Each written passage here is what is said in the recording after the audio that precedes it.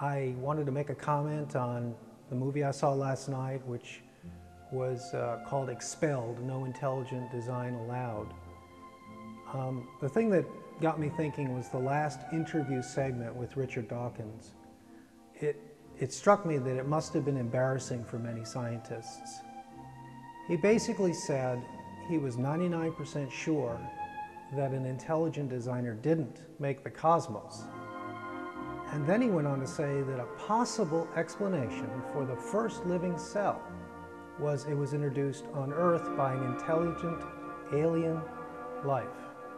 In other words, a being that was not God, but rather an alien from another planet who had evolved through natural evolutionary causes, but then after having evolved to a superior intelligence, he designed the living cell, which was the first living cell on Earth. If it's true that science had proved beyond reasonable doubt that the first living cell could not have been made by spontaneous generation, then the intelligent alien theory is an attractive option because it excludes the dreaded G word.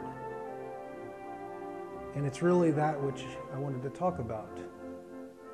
I want to talk about the G word.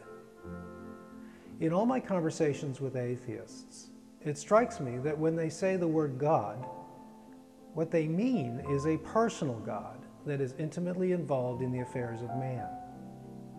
What I wonder is, why is it that atheists can't allow for a God that set everything in motion and then walked away to pursue other interests?